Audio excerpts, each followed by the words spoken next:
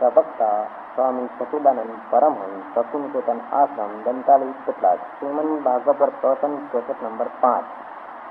એક સાથે બેયના રંગ રૂપ આકાર પ્રકાર બેયના સરખા, પણ બેયનો ચારો જુદો. એક હંસ છે મોતીનો ચરે, બગલો છે માછલાનો ચરે, બેયનો ચારો જુદો. ઉપરથી ના ઓળખાય, ઉપરથી કશી ખબર ના પડે.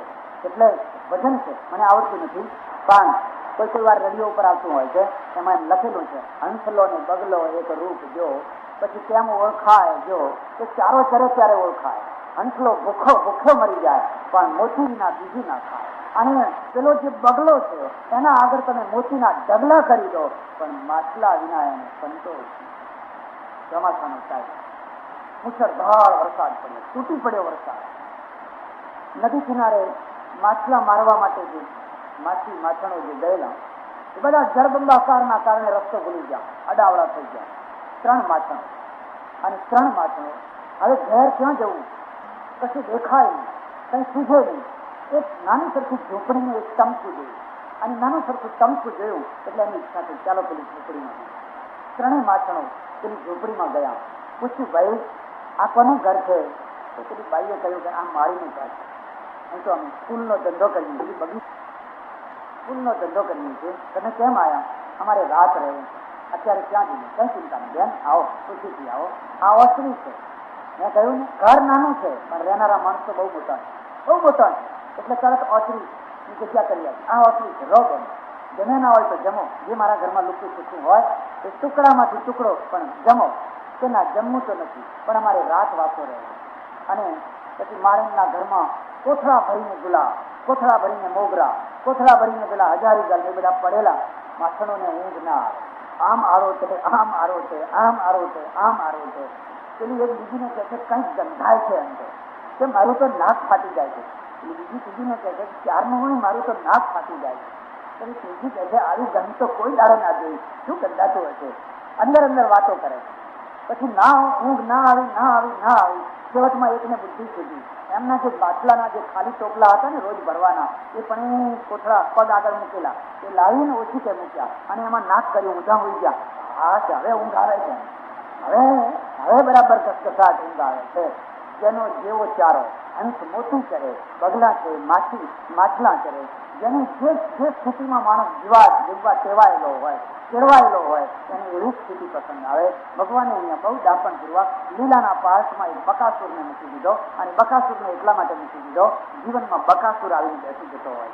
તમારા જીવનમાં નહીં, મારા જીવનમાં, આપણા સૌના જીવનની અંદર અમારા મહાત્માઓની વાત હું તમને કરીશ, તમારી વાત નહીં કરીશ. તમારે સમજવી હોય તો તમારી પણ સમજી લેજો. અને મહાત્માના ત્યાગના લોકો વખાણ કરે. મહારાજ તો ઠંડા પાણીએ નાય છે, ઠંડા પાણીએ નાય છે, બહુ મોટું સારી વાત છે. કોઈ ગરમ પાણીએ નાય, કોઈ ઠંડા પાણીએ નાય, એથી કંઈ ભગવાનને કંઈ લેવા દેવાના. એમના સમજતા ઠંડા પાણીએ નાવાથી વહેલો ભગવાન મળે અને ગરમ પાણીએ નાવાથી મોડો ભગવાન મળે, એવું ના સમજી લેતા. સારું છે, શરીરની ચિકિત્સા કરવી હોય તો શરીરને દુઃખો સહન કરવાની ટેવ પડે, અને દુઃખો સહન કરવાની ટેવ પડી હોય તો માણસ સુખી થાય. દુઃખો સહન કરવાની ટેવ ન હોય અને દુઃખમાં રહેવાનું થાય તો માણસ દુઃખી થઈ જાય. એટલે તાંસ ચિકિત્સા ભારત એની ચિકિત્સા કરે, સહન કરી લે. તો પહેલા લોકો વખાણ કરે છે, મહારાજ તો બિલકુલ ઠંડા પાણીએ નાય છે. અરે શિયાળામાં ઠંડા પાણીએ નાય છે. અને પછી તો લોકો રોજ કહેતા હોય ઠંડા પાણીએ નાય છે, ઠંડા પાણીએ નાય છે. એટલે ઊંડે મહારાજને ખૂબ ઠંડી પડતી હોય ત્યારે ગરમ પાણીએ નાવાની ઈચ્છા થાય તો એ કે ના નથી નાવું, લોકો શું કહે છે પાછા, આ લોકો શું કહે છે. અને તોય પછી ઉના પાણીની સગવડ હોય, નાવાની ઈચ્છા હોય, પણ લોકો શું કહે છે એ ભયના કારણે ઠંડા પાણી, અને ઠંડા પાણી નહીં લે. કોઈ વાર ગરમ પાણી નહીં લે તો લોકોને ખબર ના પડવા દે ગરમ પાણી ના હોય. એક ગામડામાં હું રહું ઘણા વર્ષો પહેલા, ગામથી બહાર એક ખેડૂતના ઝોપડા જેવા ઘરમાં રહું. એનું ખરું ઘર તો ગામમાં, બહાર ખેતરમાં કરેલું, એમાં રહું. ગામમાં કથા કરવા જઈએ, મચ્છર બહુ, 10-15 માણસો સુઈ રહે, બહુ મચ્છર, પુષ્કળ મચ્છર. મને ઊંઘ ના આવે. પછી પેલો ખેડૂત મને કે હવે તો ગામડું, મને કે બાપજી તમને મચ્છરદાની લાવી દઉં? મેં તો ના, મચ્છરદાની નહીં, પણ કે એમ કરશો એમ કે આ બધા ઊંઘી જશે ને પછી તમને ઉડાડી દઈશ, અને બધા જાગી જાય એને પહેલા લઈ લઈશ, એટલે કોઈને ખબર નહીં પડે કે બાપજી મચ્છરદાની ઓઢીને સુઈ જાય છે, કોઈને ખબર નહીં પડે. મેં તો હું એટલા માટે ના નથી કહેતો. પણ હું મચ્છરદાનીમાં સુઈ જાઉં તો બાકીના લોકોને મારા ભાગના મચ્છર કરડે તો એટલા મારા ભાગના મચ્છર એમના ત્યાં જાય તો એ બરાબર ના કહેવાય. તો જે ભાગે આવતું હોય સુખે લેવાનું ને દુઃખે લેવાનું, એટલે હું ના પાડું. પણ મારા મગજમાં એક વાત રહી ગઈ કે આના મગજમાં કઈ બુદ્ધિ કામ કરે. એમ સમજે છે કે મચ્છરદાની રાખીને સુઈ જવું એ કંઈ સાધુના લક્ષણ ના કહેવાય, એ કંઈ સંત મહાત્માના લક્ષણ ના કહેવાય. અને હવે અમને ઓઢાડીએ પણ કોઈને ખબર ના પડે એમ ચૂપચાપ ઓઢાડી દઈએ, અને કોઈ ના જાણે એવી રીતે ઓઢાડી પછી સવાર પડે એટલે લઈ લેવી. હવે માનો કે હું સંમત થઈ ગયો હોત કે હા ભાઈ બરાબર એમ કરજે તું તારે, તો એ શું કરો કે પેલા બધા ઊંઘી ગયા હોત ત્યારે ચૂપચાપ મને મચ્છરદાની લગાવી દો, અને બધા જાગે એના પહેલા એ મચ્છરદાની લઈ લીધી હોત. બસ આનું નામ બકાસુર છે. અને એમાં રાત્રે કોઈ એકાદ માણસ હિસાબ કરવા ઉઠ્યો હોત અને પછી આમ મચ્છરદાની જોઈએ, સમાજમાં એક લેવલ બંધ થઈ ગયું, સાધુને તો મચ્છરદાની રખાય નહીં, અને એ આમ ફાટેલી આપે મહારાજ તો મચ્છરદાની લગાવવા માંડ્યા.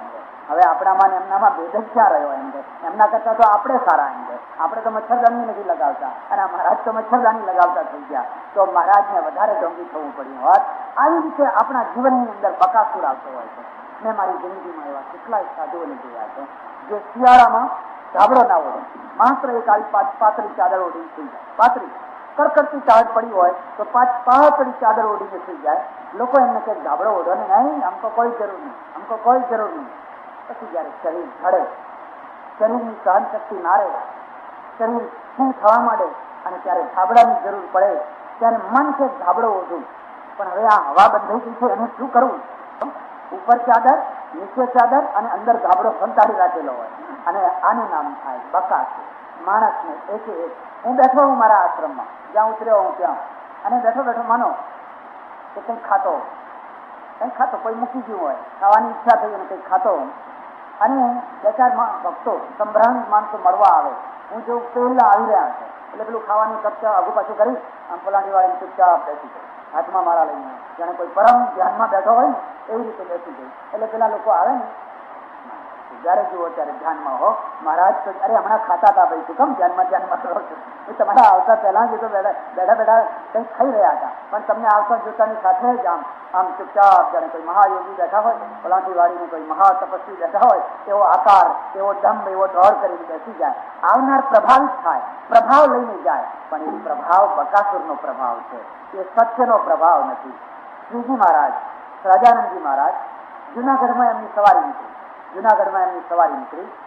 નાગર બ્રાહ્મણો બહુ વિરુદ્ધમાં, એમના હડકેશ્વરના ઉપાસકો, અને બહુ વિરુદ્ધમાં નવો સંપ્રદાય, અને એને કચડી નાખવા માટે ઘણા પ્રયત્નો થયેલા. પણ નવાબ છે મુસલમાન, છતાં એમના ઉપર બહુ ભાવ, બહુ પ્રેમ. દિવાન નાગર બ્રાહ્મણ, બેયના મતભેદ, પણ દિવાનનું ચાલ્યું નહીં એટલે નવાબે છૂટ આપી, તમે શાહી કાઢો એટલે સરઘસ કાઢો અને મારો હાથી લઈ જાય. હાથી ઘોડા બધું આપી, હાથી ઘોડા ઉપર બધી હજારો માણસોની એ જે શાહી નીકળી, શું કહેવાય ને, સરઘસની શોભાયાત્રા. એ શોભાયાત્રા નીકળી, મહારાજ હાથી ઉપર બેઠેલા, બ્રહ્માનંદજી પાછળ બેઠા બેઠા આમ ચમર દોડી રહ્યા છે, અને મહારાજ જઈ રહ્યા છે. કોઈ એક ગરીબ માણસ ભીડની અંદર જોવા આવેલો, એ ઉભેલો, એના હાથમાં બે કાકડીઓ, એની નથી કાકડી ખાવાની આવતી, એવી બે કાકડીઓ, એ કાકડીઓ લઈને આમ ઉભેલો, અને એના મનમાં સંકલ્પ થયો, મારી કાકડી ભગવાન સ્વીકારે છે, આ મારી કાકડી જો ભગવાન ખાય તો, આવો સંકલ્પ થયો. અને તરત જ ત્યાં હૃદયના તરત જ ટેલિપથી છે, તરત ખબર પડી જાય તમારા મનમાં શું ઘોળાય છે, અને તરત જ ત્યાં વાયરલેસ પહોંચી ગયો. મહારાજે ત્યાં હાથી ઉપર બેઠા બેઠા આમ વાત કરે, ઉઠાડ તારી કાકડી ઉઠાડ. પેલો સમજી ગયો અને ખુશ થઈને આમ જેમ બોલ ઉઠાડે એવી રીતે કઈ કાકડીઓ ઉઠાડી મહારાજે ઝીલી, હાથી ઉપર ઝીલીને ત્યાં હાથી ઉપર બેઠા બેઠા ખાવા લાગ્યા. હજારો માણસો જોઈ રહ્યા છે, હજારો માણસો, જય જયકાર થઈ રહ્યો છે. ઝરૂખામાં બેઠો બેઠો નવાબ, અને એની પાછળ બેઠો બેઠો દિવાન પણ જોઈ રહ્યો છે. અને દિવાને કહ્યું, મહારાજ સાહેબ, નવાબ સાહેબ, જુઓ આ કઈ આવા સાધુ ના હોય, જુઓ ને કાકડી ખાય, આટલું સરઘસ નીકળ્યું છે, આટલા માણસો છે, જેમ ગમાર માણસ હોય એને ખાવા પીવાનું ભાન ન હોય, ગતાગમ ન હોય, એમ આ તો કાકડી ખાય છે, કડ. નવાબે કહ્યું, દિવાન આ કોઈ ઓલિયા પુરુષ છે, સામાન્ય માણસની તાકાત નહીં કે કાકડી થઈ શકે. એ તો આમ છૂટવાઈ ગયો હોય, એકદમ આમ છૂટવાઈ ગયો હોય, આ સહજ રૂપમાં છે. હું કાકડી ખાઉં છું, તમારે શ્રદ્ધા કરવી હોય તો કરજો, નહીં તો તમારા ઘેર જજો. હું મારી મસ્તીમાં છું, હું મારું રૂપ નહીં બદલું, તમને રાજી કરવા માટે હું કોઈ નટ નથી, હું કોઈ નાચનારી નથી. તમને રાજી કરવા માટે મારા રૂપ બદલ્યા કરું, તમને પ્રસન્ન કરવા માટે હું જીવું, હું મારી રીતે જીવ્યા કરીશ. તમને પોસાય તો આવજો, ના પોસાય તો કઈ નહીં. નવા બે કઈ દીવાન તું ઓળખતો નથી, આ કોઈ ઓલિયા પુરુષ છે, બસ આ બકાસુરથી બચી ગયું છે. બાકી કાકડી ના લેવાય, ફલાણું ના લેવાય. અરે હું તમને શું વાત કરું, જેતપુરમાં રહે, સભા ચાલે અને સભાની અંદર ઘણા લોકો આવે, સત્સંગ થાય, તરબોળ થઈ જાય, લોકો તન્મય થઈ જાય. એક વેશ્યા આવે અને વેશ્યા દૂર બેઠી બેઠી સાંભળે, સાંભળતી ગઈ, એનું હૃદય વલોવાતું ગયું. એનું હૃદય છે ને, પાપી માણસ હોય એનું હૃદય બહુ જલ્દી વલોવાય. જેને બહુ પાપ ના કર્યા હોય એને બહુ જલ્દી અસર ના થાય, પણ પાપ એને વીંછીનામાં પણ ડંખ મારે અને એનું હૃદય વલોવાવા લાગ્યું. એને બિચારીને કંઈ ખબર નહીં. સ્ત્રીનું જીવન છે કરુણ જીવન. એને જે માર્ગે ન જવું હોય એ માર્ગે પણ એને જવું પડે. એને પોતાની એવી કોઈ ઈચ્છા ન હોય, પણ એવા પરિબળ ઊભા થાય, એવી પરિસ્થિતિ ઊભી થાય, ધકેલાઈને એને એ રસ્તે જવું પડ્યું હોય, કંઈ કહી ન શકાય. પણ જન્મ અભિજાત હોય, એનું કુળ અભિજાત હોય, ખબર નથી, તો એને બહુ ડંખ લાગે. મેં આ શું કર્યું, મેં કેવું જીવન જીવ્યું, બહુ દુઃખ થયું. એટલે સૌથી દૂર બેઠી મનમાં અને મનમાં દુઃખી થયા. એક દિવસે ધ્રુજતી મહારાજ પાસે આવે. મહારાજ પાસે આવીને પગે લાગે, મહારાજ મારી એક વિનંતી માનશો? શું બોલે? તમે બધાના ત્યાં જમવા જાઓ છો, મારે ત્યાં જમવા આવશો? મહારાજે કહ્યું હા આવીશ. એ બાજુમાં બધા બેઠેલા ને બધા જો મહારાજ હા ના પાડતા, ના જવાય, તમે ઓળખતા નથી આ કોણ છે? તો અમારા અમે ઓળખીએ બધા એમ. મહારાજે કહ્યું હું એને ઓળખું છું, તમને ઓળખું છું. હું એને એકને જ ઓળખું છું એમ નહીં, હું એને ઓળખું છું, તમને ઓળખું છું. હું જાણું છું કે આ ગામની વેશ્યા અત્યારે એની એટલી નિર્મળ ભૂમિકા છે, એટલી ઊંચી ભૂમિકા છે કે એટલી ઊંચી ભૂમિકા તમારી કોઈની નથી. તમે તો ઉલટા નીચી ભૂમિકાએ ગયા છે. અને આબરૂની, પ્રતિષ્ઠાની, અનુયાયીઓને કોઈની પરવા કર્યા વિના એને કહ્યું જા ઘર જરા ચોખ્ખું કરજે, જરા બધું જોઈ નાખજે અને રસોઈ બનાવડાવજે, હું તારા ઘર જમવા આવ્યો. જમવા ગયા. બુદ્ધ ગયા હતા આમ્રપાલીના ત્યાં, અને બુદ્ધ પછી કોઈ એવો દાખલો નથી મળતો કે બુદ્ધ પછી કોઈ ગયા હોય. બધાએ જાણે કઈ જુદી જ રીતના, પણ સહજાનંદજી મહારાજ સ્વયં ગયા અને પેલી એને કહ્યું મારા પાપ કેવી રીતે બળશે, મારા પાપ ધોવાય એવો કોઈ રસ્તો બતાવો. ચિંતા ના કર, તારા પાપ બળીને ખાસ થઈ જશે. 1 મણ ઘઉં રોજ દળવાના, 1 મણ ઘઉં રોજ દળીને મને આપી દીધે. તારા દળેલા ઘઉં મારા સાધુઓ ખાશે, તારા પાપ બળીને ખાસ થઈ જશે. એના કોમળ હાથમાં ફોલ્લા પડી ગયા, પણ હૃદયના ફોલ્લા બધા બેસી ગયા. જન્માંતરના ફોલ્લા બધા બેસી ગયા. એને કહ્યું કે આમાં બધે હજુ વધારે ફોલ્લા પડવા જોઈએ, પણ મારા અંદરના ફોલ્લા બધા રૂઝાઈ ગયા. રોજ મણ દળીને જાય, ગાતી જાય, ગીત ગાતી જાય, ભજન ગાતી જાય, અને દળીને ત્યારે તો શક્તિઓ હાથે દળવાની શક્તિઓ અને લોકોને આપે. અને સાધુઓને કહ્યું આ લોટ ખાજો તો તમારા અંતરાત્મા શુદ્ધ થશે. પાપ જીવન કાયમના માટે પહોંચતું નથી, પુણ્ય પણ કંઈ કાયમના માટે રહેતું નથી. એક ટાઈમનો પાપી બીજા ટાઈમે પુણ્યાત્મા થાય, એક ટાઈમનો પુણ્યાત્મા બીજા ટાઈમે પાપી થઈ જાય. આની સ્થિતિ બહુ ઊંચી કક્ષા. એને બકાસુર નથી હતો, વેશ્યાનો તો ઉદ્ધાર થવાનો, કારણ કે એ તો પ્રસિદ્ધ એ બિચારી કૃપા દુનિયાના આગળ નથી થતા અને ભગવાનના આગળ નથી થતા, એટલે એનો તો ઉદ્ધાર થાય જલ્દીથી થાય. પણ જે હોય વેશ્યા ઉપરથી સતીનો અંચળો પહેરીને એનો ઉદ્ધાર કેમ ના થઈ શકે? કારણ કે લોકોના આગળ સતી થઈ શકે અને ભગવાનના આગળ તો કોઈ સતી છુપાતું જ નથી, એટલે એનો ઉદ્ધાર ના થઈ શકે. જો પરીક્ષિત આ બકાસુર બીજો કોઈ એ માણસને પહેલા લોકેશનામાંથી વળગતો હોય, પછી લોકેશનામાં રાજી થવા માટે ધીરે ધીરે માણસ અનિચ્છાએ પણ એવું કરતો થઈ જતો હોય છે, લોકોને રાજી કરવા માટે.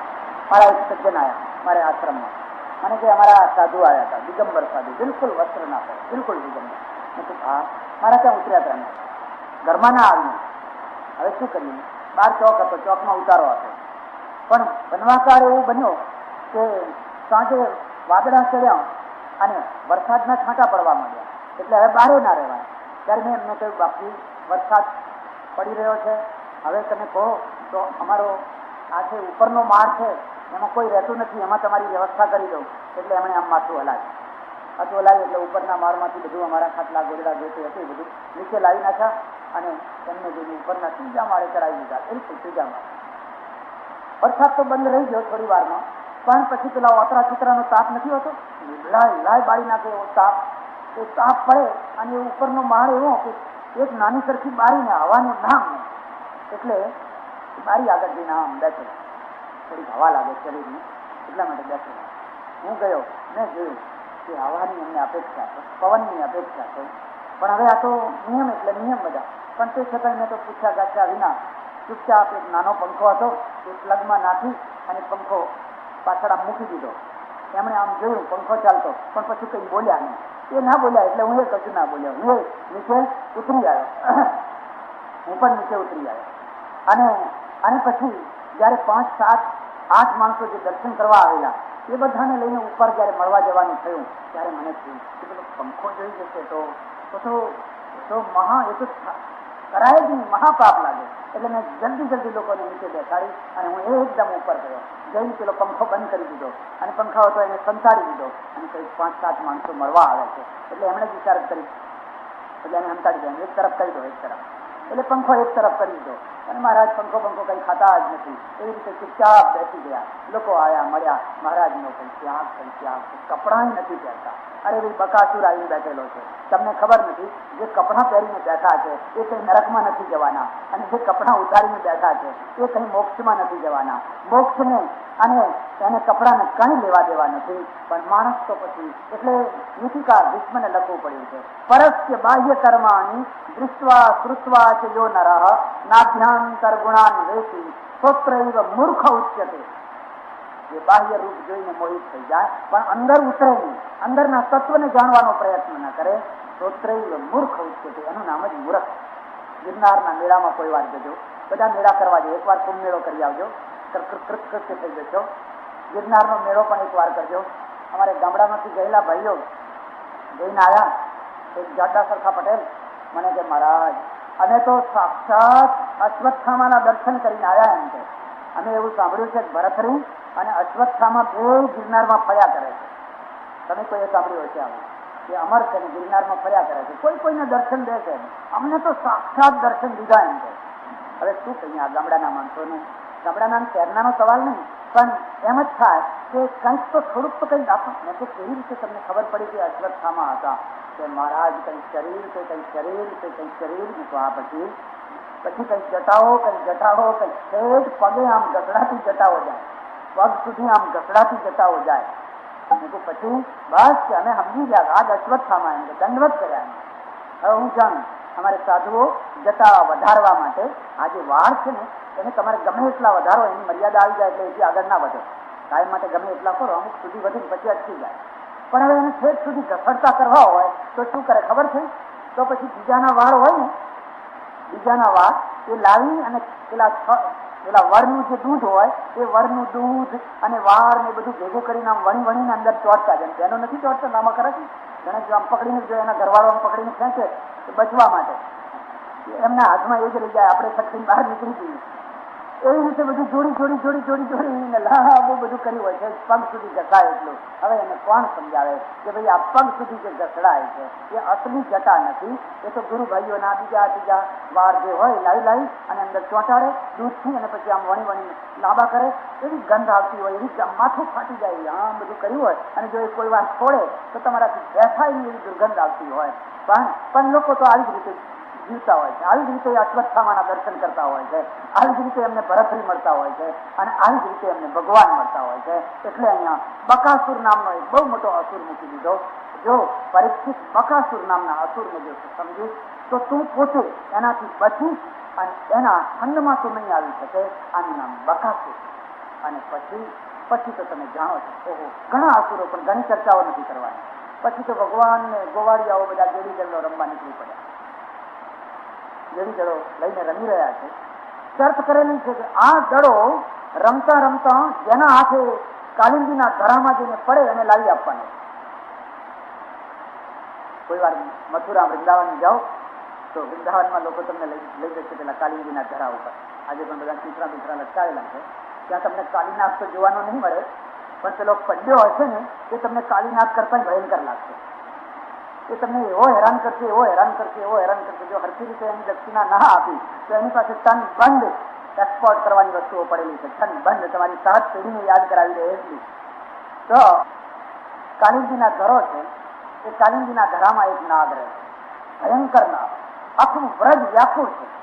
ગાયો, પક્ષીઓ, ઉપરના પક્ષીઓ નથી જઈ શકતા, ઉપર સુધી એની હવા છે ઝેર ભરેલી, તરફડીને પક્ષી નીચે પડી જાય છે, ઝેર ઝેર વાતાવરણ ચર્ચ કરેલું છે. જેના હાથે આ ગેડી દડો રમતા રમતા એ દડો જઈને અંદર પડશે, એને લાવી આપવો પડશે. ખૂબ રમ્યા, ખૂબ રમ્યા. અને કૃષ્ણે જોયું કે હવે રમત પૂરી કરવી જોઈએ, બહુ બહુ થઈ ગયું. તો તમે જ કલ્પના કરો કોના હાથે દડો કાલિંદીના ધરામાં પડ્યો હશે? કૃષ્ણના હાથે પડ્યો. એટલે અડધા છોકરા કે લાવી આપ, લાવી આપ. એટલે કૃષ્ણ કે લાવી આપું છું. અને શું કેમ ચિંતા કરો છો? લાવી આપ, હું બોલેલું પાડવાનું છે. એટલે બાકીના અડધા કહે ના નથી જતો, નથી જતો, અંદર ના જઈશ. જશોદાને શું જવાબ આપશું? પેલા નંદ બાબા પૂછશે તો જવાબ શું? ના જઈશ. કૃષ્ણ કહે ના, હું તો લાવવાનો જ, ગમે તો ગમે એમ થઈ જાય. અને છોકરાઓની ના હોવા છતાં પણ એ જમુનાજીના કિનારે, કાલિંદીના ધરાના કિનારે એક ઊંચું ટોચું એક કદમ વૃક્ષ છે. એ કદમના વૃક્ષ ઉપર ભગવાન ચડ્યા અને ચડીને જોરથી ભૂસકો માર્યો, જોરથી ભૂસકો માર્યો. પછી તો અંદર ઉતર્યા. ભાગવતમાં લખેલું છે કે એમણે જયારે ભૂસકો માર્યો ત્યારે જે છાંટા ઉડ્યા ને જે છોડો ઉતરી, એટલી મોટી છોડો ઉતરી કે કેટલા વાંસ સુધી પાણી નદીનું ઉપર ચડી ગયો, એટલી છોડો ઉતરી. કારણ કે માખણ ખાઈ ખાઈને હવે તમે સમજ્યા ને, એટલે એકદમ નીચે ગયા, ઉડાણમાં ગયા.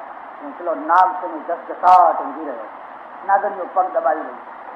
નરસિંહ મહેતાએ એનું એક સરસ મજાનું પ્રભાતીય જોડી દીધું છે. જળ કમળ છાડી જાને બાળા, સ્વામી અમારો જાગ છે, જાગ છે તને માર છે, મને બાળ હત્યા લાગ. આખું આખું તો હું તમને નહીં કહું, તો તમે બધા જાણો છો. પેલી નાગરીઓ મોહિત થઈ ગઈ. આટલો રૂપનો અંબાર, અને આ અમારા ઘરમાં આવ્યો, મારી નાખશે. આ આપણો પતિ તો બહુ ભયંકર છે, જતો રે જતો રે જતો રે. પણ છોકરું કહે ના, મારે તો જવાનું નામ નહીં. લાખ સવાનો મારો હાર આપું, આપું તુજને દોર્યો, એટલું મારા નાદથી ખાનું, આપું તુજને ચોર્યો, ચોરી કરીને આપું, તું જતો રે અહીંથી, અમારે તને જીવાડવો છે. મારો પતિ બહુ દુષ્ટ, બહુ ભયંકર છે, હું ફાડા મારીને જો જરાક ફૂંક મારશે તો તારો પ્રાણ લઈ લેશે, માટે તું અહીંથી જતો રહે. પણ કૃષ્ણ કહે છે ના, મારે જવું નથી. ત્યારે હવે શું કરશું? હારી થાકી અને નાગણીઓ પછી ચરણ ચાહતી મૂછ મરડી, નાગણે નાગ જગાડ્યો, ઉઠો ને બળવંત કોઈ બારણે બાળક. અને પેલા બળવંત પછી ઉઠ્યા. ચરણ ચાહતી મૂછ મરડી, નાગણે નાગ જગાડ્યો, ઉઠો ને બળવંત કોઈ બારણે બાળક. દેવ બળ્યા, પાછે વળ્યા, બહુ લડ્યા, બહુ લડ્યા. કૃષ્ણ કાળી નાગ નાથીઓ, સહસ્ર પૂર્ણો ફૂંફવે જેમ ગગન ગાજે હાથીઓ. એના ધમ પછાડા અને નાગણીઓ તો સ્તબ્ધ રહી ગઈ. ન ઓળખ્યા ભગવંતને, અમે તમારી મહિમાને ન જાણી શક્યા, અમે તમને ઓળખી ન શક્યા. મૂકો અમારા કંઠને, થાળ ભરી રત્ન મોતી રે શ્રી કૃષ્ણને રે વધાવ્યા, નરસૈયાના નાથ પાસેથી નાગણે નાગ છોડાય. આ કથા તમે બધા જાણો છો. કથામાં મારે કંઈ કહેવું નથી, તો તમે સેંકડો વાર સાંભળી હશે. પણ એ કથાના પાછળ ભાગવતનું જે રહસ્ય છે એના તરફ લોકો જોડે એવું ધ્યાન નથી આપતા. પહેલામાં પહેલી વાત જેડી દડો રમતા હતા, બરાબર છે, જેડી દડો રમતા, જેડી દડો રમતા હતા, દડો પડ્યો કાલિંદીના એમાં ધરામાં, એ વાત એ બરાબર. આજે બાંધ બંધાઈ ગયા. પહેલા નદીઓમાં બાંધ નતા, નદીઓમાં 12 મહિને ભરપૂર પાણી રહેતું ને વહેતું પાણી રહેતું. અને વહેતા પાણીમાં ગતિ હોય તો દડો હોય, કપડાનો હોય, એવા કંઈકનો, લોખંડનો તો ના જ હોય. જેડી દડો હોય એ લોખંડનો તો ના જ હોય કે પડતાની સાથે ડૂબી જાય. તો થોડીક વાર આમ તરે, પાણીના સાથે આમ તરતો તરતો આગળ જાય. પણ આ તો દડો પડ્યો એવો તરત જ ડૂબી ગયો. પહેલી વાત. પછી બીજી વાત, બિલકુલ કિનારા ઉપર વૃક્ષ છે, બિલકુલ કિનારા ઉપર. કોઈ વાર મોટી નદીઓને જોઈને જોજો, બીજીને નહીં તો ઓછામાં ઓછી મહીસાગરને જોઈને જોજો. મહીસાગર જોજો ઘણી નાની નદી કહેવાય. ચાણક્ય નીતિશાસ્ત્રમાં એક બહુ સરસ વાત લખી. નદી તીરે તે વૃક્ષા, પરગે હે ચુકાની, મંત્રી હીના રાજાનઃ શીઘ્રમ નશ્યંતિ ન સંશય. આ 3 વસ્તુઓનો નાશ થઈ જાય. નદી તીરે તે વૃક્ષા, નદીના કિનારે ઉભેલા ઝાડ પૂરું આયુષ્ય ભોગવી ના શકે. એ તો પૂર આવે એટલે મૂકી જાય. નદીના કિનારે એમાં નદીમાં પાછો પ્રવાહ, કિનારો દૂર હોય ને પ્રવાહ. નદી તીરે તે વૃક્ષા, પરગે હે ચુકાની. સ્ત્રી હોય વગર કારણ કારણ હોય તો વાત જુદી. વગર કારણ આખો દિવસ આ ઘર પેલું ઘર, આ ઘર પેલું ઘર, આ ઘર પેલું ઘર. સાહેબ ઓફિસમાં ગયા હોય અને આ બધી ઓફિસોની વિઝિટ કરતી હોય, આખા ગામની ઓફિસોમાં વિઝિટ જ નીકળી પડ્યા હોય, પછી શીખી આખા દિવસ કરતું હોય. પરદેહી કામી નીતિકારે લખી દીધું. મંત્રીના રાજા હોય પણ એને યોગ્ય ડાયો ચાણો પ્રૌઢ સલાહ આપનાર કોઈ મંત્રી ન હોય. શીઘ્રમ નશ્યંતી ન સંશય, આ ત્રણેયનો નાશ થઈ જાય. પેલી નદી કિનારે ઉભેલા ઝાડનો, વગર કારણે વારંવાર બીજાના ઘરમાં જનારી સ્ત્રીનો અને મંત્રી વિનાના રાજાનો નાશ થઈ જાય. આ તો બિલકુલ કિનારે જ ઝાડ ઉગેલું, એકદમ કિનારે જ ઉગેલું હોય જ નહીં, પણ છતાં ઉગેલું છે. અને કદમ પાછળ ભાગવતમાં કદમ ઝાડ વારંવાર આવે. વૃક્ષ હરણ કરશે ને, વસ્ત્રાહરણ, ત્યારે કદમનું ઝાડ આવશે. તો કદમનું ઝાડ વારંવાર આવવાનું તમે જોજો. છતાં ચાલો માનો કદમના ઝાડ ઉપર ભગવાન છે અને ચડીને મારે ભૂસકોને. તમને કોઈની ખબર હોય તો હોય, જેને જે કૂવામાં નાયો હોય એને ખબર હોય. જ્યારે તમે બહુ ઊંચાઈથી પડો ને ત્યારે તમે ઉડે તો ઉતરી શકો, પણ વેગમાંથી પ્રતિવેગ થાય, અને પ્રતિવેગ થાય એટલે નીચે ટકી ન શકે. હું નાનો હતો ત્યારે બહુ નાયેલો, બહુ કૂદકા મારેલા. બહુ ઊંચેથી પડવું અને નીચે કોઈને કંઈ કોઈનો ઘડો તૂટી ગયો હોય, કૂવામાં રહી ગયો હોય, એને ખોઈ લાવવો હોય, એને શોધી લાવવો, એ બધું કરવું હોય તો ઘણા ટાઈમ સુધી નીચે રહેવું પડે. એમને ના રહી શકો, કૂદીને જાવ તો ના લાવી શકો. એટલે એના માટે ખાસ છે પૂરક, કુંભક ને રેચ. એમાંનો જે કુંભક પ્રાણાયામ છે, એ કુંભક પ્રાણાયામ કરીને તમે પાણીમાં ઉતરો એટલે તમારું શરીર પથ્થર જેવું થઈ જાય. તમે આપો આ પથ્થરની માફક નીચે જતા, તમને ઉપર ના ફેંકે પાણી. પાણી ક્યારે ફેંકે? તમે પૂરક કરીને ગયા હોવ તો. પૂરક કરીને જો ગયા હોય તો નીચે જઈ જ ન શકે, પાણી તમને ઉપર ફેંકે. પણ કુંભક કરીને ગયા હોવ એટલે એકદમ પથરા જેવું શરીર થઈ નીચે બેસી જાય. આ તો ઉપરથી કૂદ્યા. અને જે માખણ ખાઈને અને તે ઘરનું બહારનું બધાનું જ, આજુબાજુનું બધાનું આવડું અલમસ્ત છોકરું, જેના કૂદવાથી કેટલા 20 વાંસ સુધી તો પેલું પાણી ઉછળ્યું છે, છતાંય પેલો નાગ ના જાગ્યો, છતાંય નાગને ખબર ના પડી. આટલી બધી પાણીની હલચલ થઈ તો નાગને ખબર ના પડી. નહીં, હજુ બાદ પાછી કોઈ પ્રાણીશાસ્ત્રનો જ્ઞાતા હોય એને જઈને પૂછજો. નાગ પાણીનું પ્રાણી નથી, પાણીમાં રહે પણ માથું એને બહાર કાઢવું પડે. માછલી છે એ ઓક્સિજન છે ફેફસાથી લઈ લે, પાણીમાંથી લઈ લે, પણ નાગ ના લઈ શકે. નાગ તો નાકમાંથી લે, એટલે થોડીક વાર ડૂબકી મારીને પણ એને બહાર આવવું પડે. એ તો તટનું છે, કોઈ કારણસર જાય પણ પાણીમાં સુઈ ના શકે, રહી ના શકે. પણ અહીં તો લખ્યું છે નાગ ઘસઘસાટ ઊંઘ્યો છે અને નાગણીઓ પગ દબાવી રહી છે. વ્યાસજી કહે છે અને આ જરા બુદ્ધિ લગાવો, નાગને પગ ના હોય, પૂંછડું હોય, એમ લખવું છે કે નાગણીઓ પૂંછડું દબાવી રહી છે, એમ કહેવું જોઈએ. પણ આપણે તો કે હા બરાબર, મારે સત વચન છે, બહુ કઈ સરસ કઈ વાણી લખી. ભાઈ નાગના પગ ના હોય એમ નહીં. ખેડૂત હતો ખેડૂત, અને બોરસદથી ભાદરણ આવે ત્યારે કોર્ટ, અત્યારે કોર્ટ બોરસદમાં જ છે પણ ત્યારે ભાદરણમાં વકીલો ઘણા રહે, એટલે રોજ વકીલાત કરવા બોરસદ જાય. અને આવી બસ ને એવું બધું કરીને કે દમણિયા વાળા ભાડુત હોય, તમે એમના દમણિયામાં બેસો, આપતા જતા તો આનો બેન આપી દીધા. 4-5 વકીલો કાળા કાળા કોટ કરેલા, અને વકીલ એટલે વકીલ, એટલે તો બધા આખો દિવસ તર્ક વિતર્ક ચાલ્યા જ કરતા હોય, એટલે બધી વાતો કર્યા કરે. પેલો અભણ ગામડીઓ ખેડૂત તેને કહ્યું, સાહેબ તમારી વાતો તમે ઘણી સાંભળી, પણ એક મારો કેસ છે, જો તમે નિવેડો લાવી આપો તો બહુ મોટી કૃપા. એટલે પેલા વકીલોને કહ્યું કે આપણે રોજ આના દમણિયામાં બેસીએ છીએ, બોલ બેચારો શું કેસ છે? એમ છે કેસ એવો છે કે મારા પડોશી સાથે અમારો ઝઘડો. તો શું કેસ છે? કે ટુકડો મારો અને ઉડીને પડોશના ઘરમાં ગયો અને ત્યાં જઈને ઈંડું મૂકી આવ્યો. હવે ઈંડું મારું કે એનું? અને વકીલો બે પક્ષમાં થઈ ગયા, અડધા આ બાજુ અને અડધા પેલી બાજુ. એક ભાદરણ આવ્યું ત્યાં સુધી દલીલો ઉપર દલીલો, દલીલો ઉપર દલીલો. સાહેબ કઈ નિર્ણય થયો કે મુદત પડી છે, મુદત પડી છે, પણ કઈ નિવેડો મારે તો જઈને ઘેર સાંજે જઈને એનો નિવેડો લાવવાનો કે ના, એમ જલ્દી નિવેડો ના, કેસ બહુ ગૂંચવાઈ ગયો છે, બહુ ગૂંચવાઈ ગયેલો છે, પહેલાના બધા જજમેન્ટ જોવા પડશે જુદા જુદા, પછી ખબર પડશે. પેલા ખેડૂતે કહ્યું, સાહેબ જજમેન્ટ કઈ, અરે કેસ કઈ ગૂંચવાઈ નથી ગયો, પહેલા મારા શબ્દો ઉપર તો ધ્યાન દો. ટુકડાનું ઊંડું ના હોય સાહેબ, મેં ટુકડો કહ્યું છે, ટુકડી નથી કહ્યું. હાલ્યા એ તરફ તો ધ્યાન જ ના આપ્યું. આપણે તો ખોટી દલીલો કરતા રહ્યા, જે મૂળ શબ્દ હતો એના ઉપર તો ધ્યાન જ ના આવ્યા. મારો ટુકડો ઉડીને ગયો એમ મેં કહ્યું છે, તો તમે એ તરફ તો ધ્યાન આપતા જ નથી. નાગે તો ચરણ ચાંપી મૂછ મરડી, તો ચરણ તો હોય જ નથી, નાગને તો પૂંછડું હોય, તો પૂંછડું ચાંપીને એમ કહેવું જોઈએ પણ નહીં, લોકોને છે ને ગતાનુગતિ છે, રૂઢ છે, એટલે એના અર્થ તરફ, એના રહસ્ય તરફ જાણવા સમજવાનો પ્રયત્ન નથી કરતા હોતા. અને નાગને જગાડ્યો, માની લો નાગ જાગી ગયો, બેઉ બળિયા ખૂબ લડ્યા, કુસ્તી. તમે જોયું પાડા સાથે લોકોને લડતા જોયા હશે, રીંછ સાથે, વાઘ સાથે. મેક્સિકો છે ને, મેક્સિકોમાં બુલ સાથે લડે છે, બહુ ખાસ એનો સ્પેશિયલ ખેલ આખા દુનિયામાં મેક્સિકોમાં જ વધારે પડતો છે. પણ નાગ સાથે તો કેવી રીતે બાથે વળ્યા. હવે કૃષ્ણ આમ લાંબા હાથ કરીને વાત કરવા જાય તો નાગને કયા હાથ હતા સામે બાથે વળ્યા થઈ જશે? એને તો ખાલી ડંખ જ મારવાનો હતો ને. પણ લોકો એના તરફ ધ્યાન નથી દેતા. અને પછી તો કૃષ્ણ કાળી નાગ નાખ્યો. એનો અર્થ એ થયો કે ભગવાન ત્યારમાં વાયરો ખુશી ગયા છે તાંબા પિત્તળના. આમ વાયર નાખી ના ઉભા હોય એમના પગ ઉપર, ત્યારે પછી પેલી નાગણીઓ સમજી ગઈ કે આ છોકરું નથી, આ કોઈ નાનું બાળક નથી. હાથ જોડ્યા, કરગરી, ખૂબ ક્ષમા માંગી, ખૂબ પ્રાર્થના કરી. ભગવાને કહી જાઓ, છોડી દો, મારા વ્રજને છોડી દો, મારા વ્રજમાંથી નીકળી ગયા, બસ મારા વ્રજને મારે સુખી કરવું છે. અને નાગ અને એની નાગણીઓ બંને વ્રજ છોડી દીધું. બસ નાગ કાલિંગ દમન, હૃદય છે કાલિંદીનો ધરો છે. આ હૃદય છે કે કાલિંદીનો ધરો છે. હું મારા ઘરની વાત નથી કહેવાનો, હું તમને કહીશ, થોડુંક શાસ્ત્રનું પ્રમાણ આપીને કહીશ. શતમ ચૈકાચ હૃદયસ્ય નાદ્ય તાસા મૂર્ધાનમ અભિનિશ્રિતૈકા તયોર્ધમાયન અમૃતત્વ મેતી વિશ્વં અન્ય ઉત્ક્રમણે ભવંતી. ઉપનિષદ. એ ભાઈ, આ હૃદયમાંથી 101 નાડીઓ નીકળેલી.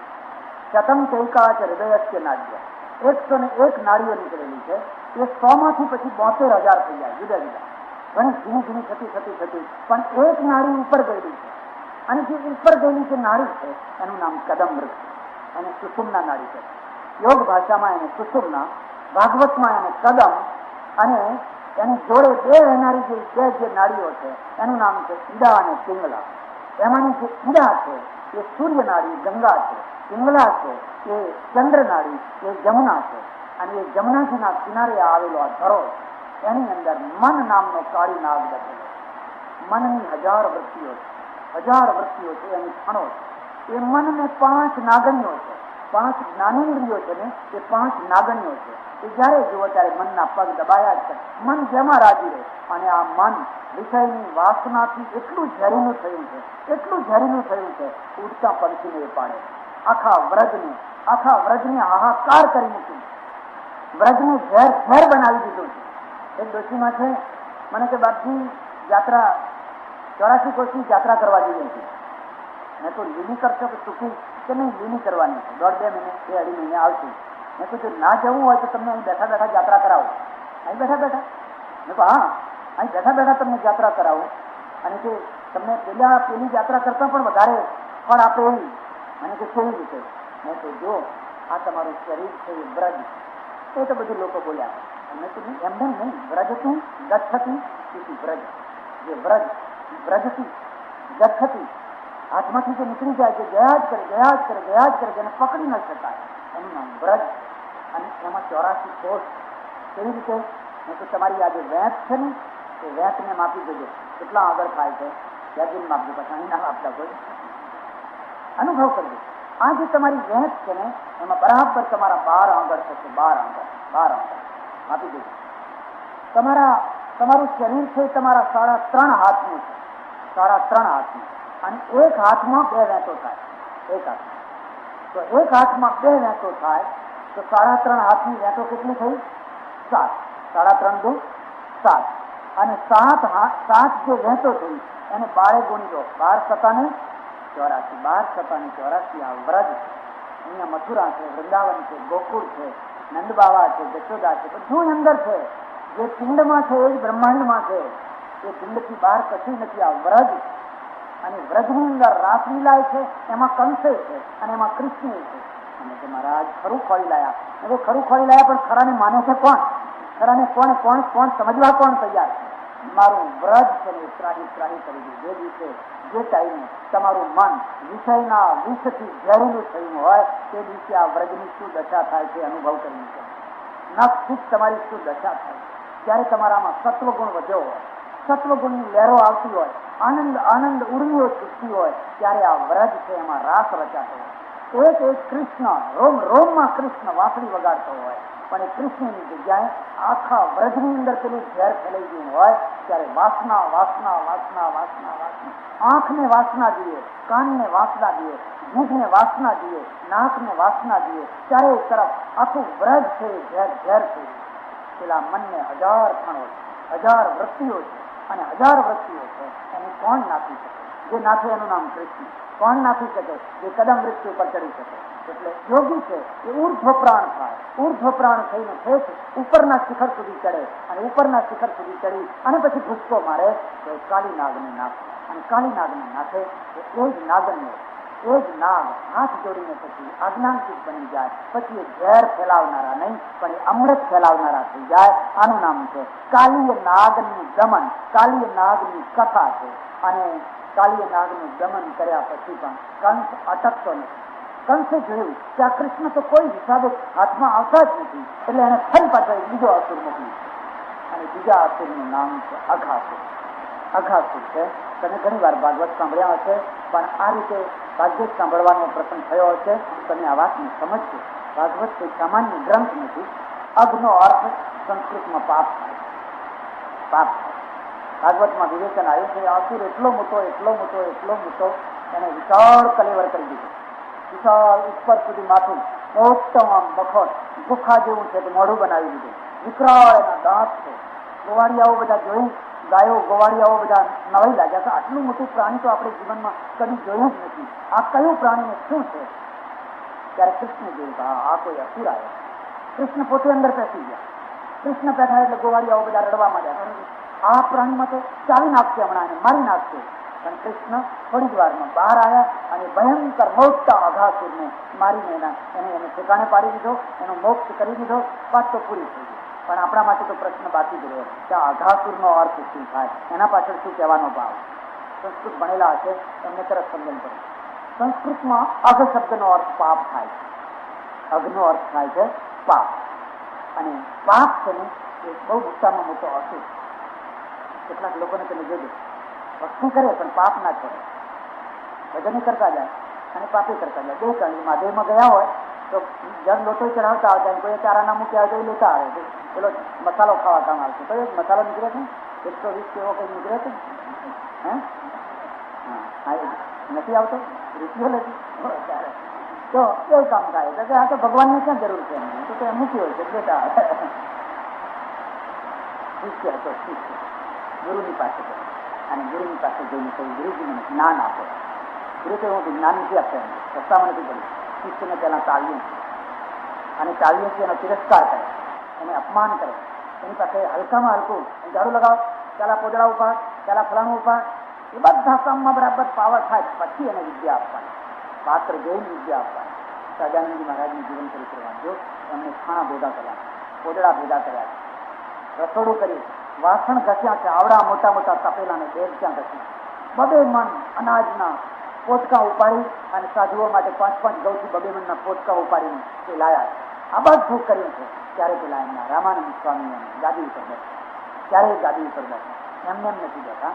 એટલે પેલા કસોટી કરે. ગુરુએ કહ્યું એમને કોઈને જ્ઞાન નથી આપતા, જ્ઞાન શું સમજે?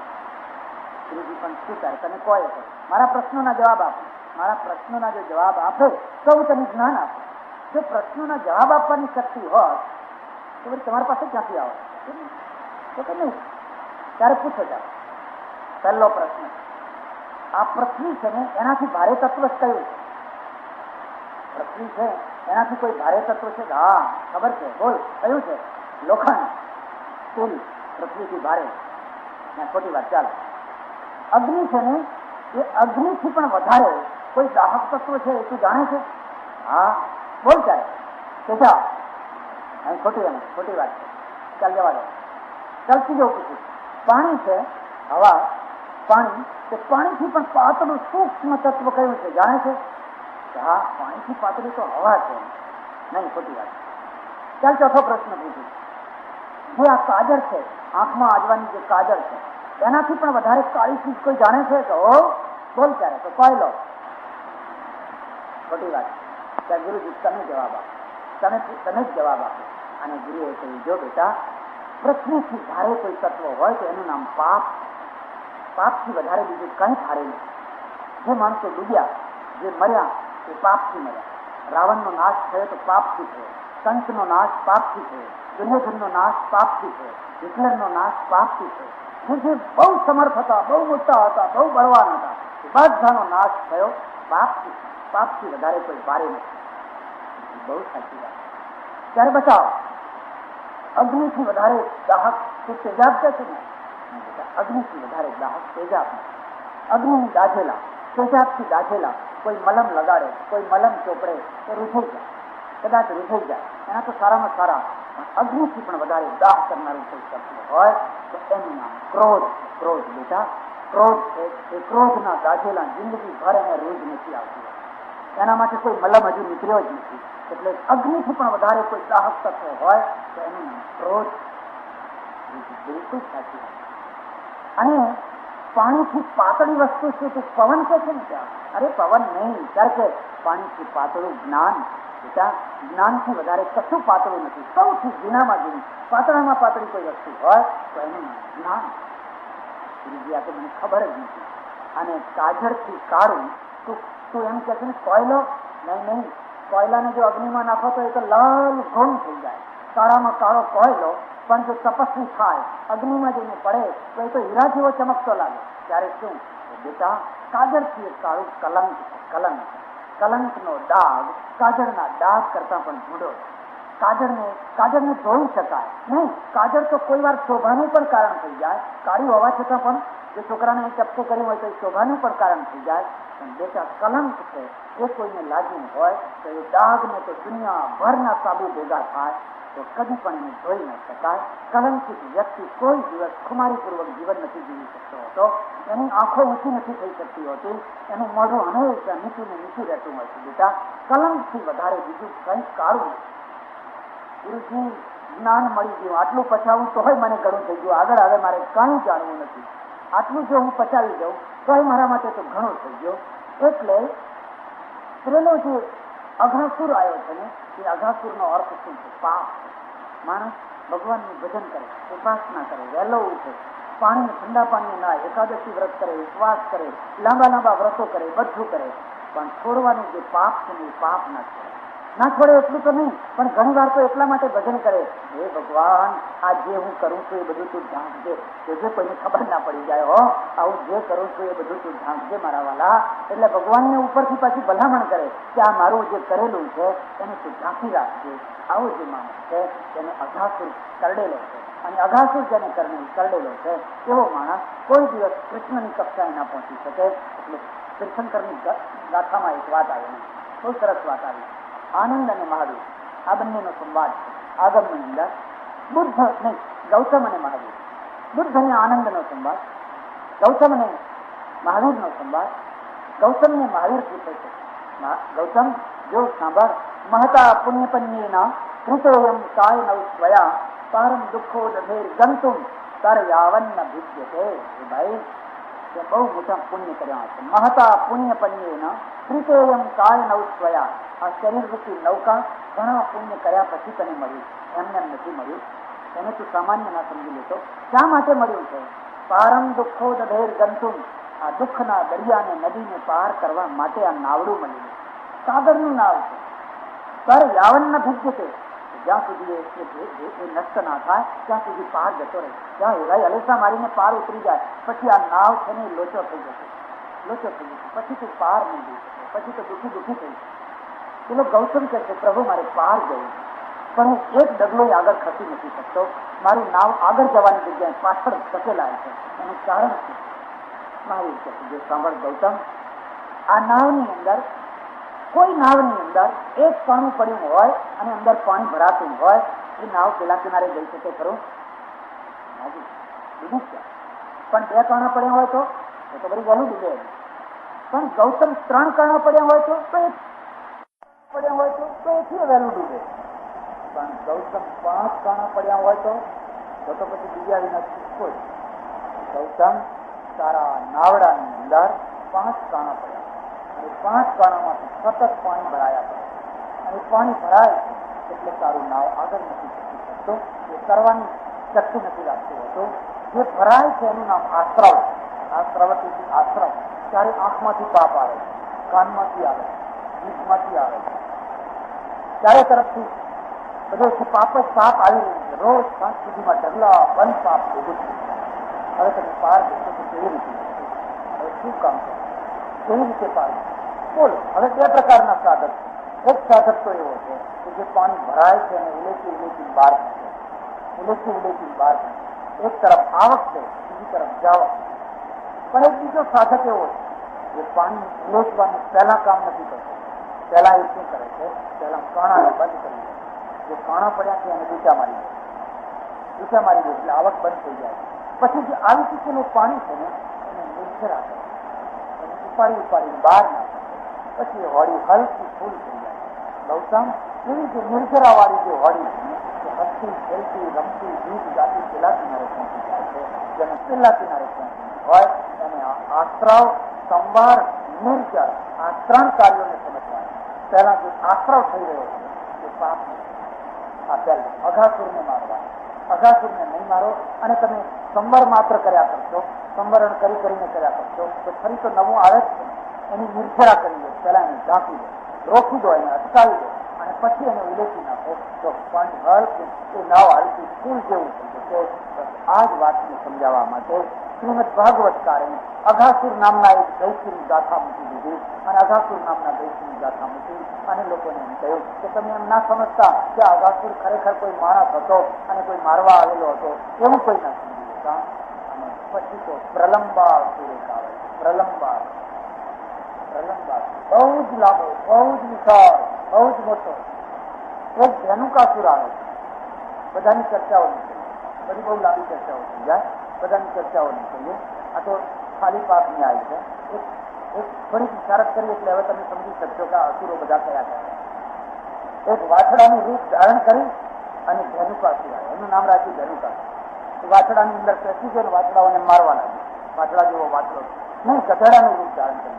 નામ છે ધેનુકાસુર પણ એને આકાર ધારણ કરે છે ગધેડા. કૃષ્ણ સમજી ગયા, પાછો કંસે મોકલેલો એક અસુર આવ્યો ખરો અને ગધેડો ખૂબ કરીને અલમસ્ત થયેલો વંચી લાતમ લાત કરીને બધા ગાયો ને ગોવાળોને હેરાન કરવા લાગ્યો. કૃષ્ણ અને બલદેવ ધીરે રહીને એની પાસે ગયા અને પાસે જઈ એની પાછળના પગ એકદમ ઝડપથી પકડી લીધા. પકડીને ગધેડાને નીચે કર્યો, ફેરવ્યો, ચકર ફેરવ્યો અને એની જીભ બહાર નીકળી ગઈને ધડામ જઈને નીચે પછાડી એના પ્રાણ નીકળી ગયા. ધેનુકાસુરનો વધ થઈ ગયો. પણ ધેનુકાસુરનો અર્થ તમે સમજ્યા કે ધેનુકાસુર એટલે શું? ગધેડો શાનું પ્રતિક છે? કોઈ કહી શકશે? કોને આપણે ગધેડો કહીએ છીએ? કોઈ કહે છે બુદ્ધિમાન, મૂર્ખ નથી, અસુર. આપણા અંદર જે જડતા છે, વસ્તુને સમજવાની શક્તિ નથી, જીવનને સમજવાની શક્તિ નથી, વ્યવહારને સમજવાની શક્તિ નથી, એક વસ્તુને સમજવાની શક્તિ નથી, જડતા છે, એ મૂર્ખતા છે. અને મૂર્ખતા નિશાની છે. ત્યારથી આ મૂર્ખ માણસને ગધેડાનું નામ ત્યારથી આપવામાં આવ્યું તમને ખબર નહીં પડે. એની પણ એક ગાથા છે. અમારે પંચતંત્ર છે, પંચતંત્ર વિષ્ણુ શર્માનું રચેલું. એમાં એને બહુ સરસ એવી ફૂલ શિક્ષેલદાર મજાદાર ગાથા મૂકી દીધેલી છે. આખી જિંદગી સુધી સ્વીકાર કર્યા પણ પછી વૃદ્ધ થઈ દાંત પડી, નખ ઘસાઈ ગયા, ભૂખ્યો પેટ ચોંટી ગયું, એની બખોલમાંથી બહાર જ ના નીકળી શકે. 15-20 દિવસના ઉપવાસ થયા અને હવે એમ થયું કે હવે આ વૃદ્ધાવસ્થામાં તો પગ ઘસી મરવું પડે. કારણ કે સ્વીકાર કરવા માટે તરાપ મારવી પડે. દાંત હોય, નખ હોય તો તરાપને બધું કરી શકે ને. એની નજીકમાં જે શિયાળ રહેતું છે અને શિયાળને ખબર પડી કે આપણો જે વનનો રાજા હતો ને સિંહ, એ બિચારો ભૂખે હવે તરફડે. એક ટાઈમની જેની હાથ વાગતી હતી, દાંત વાગતી હતી, ત્યારે ભૂખો મરી રહ્યો. એટલે શિયાળ ધીરે ધીરે આમ શું આ ચારે તરફ જોતું સિંહ બખોલથી થોડે દૂર બેઠું ઊભું રહ્યું અને જોયું તો હા કૃષ્ણ મરદા જેવો થઈ ગયો. સલામ કરી, નમસ્કાર કર્યા.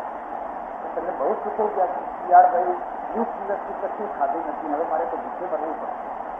ચિંતા ના કરો, જો તમે મને મંત્રી બનાવો તો હું તમને ખાવાનું લાવી આપું.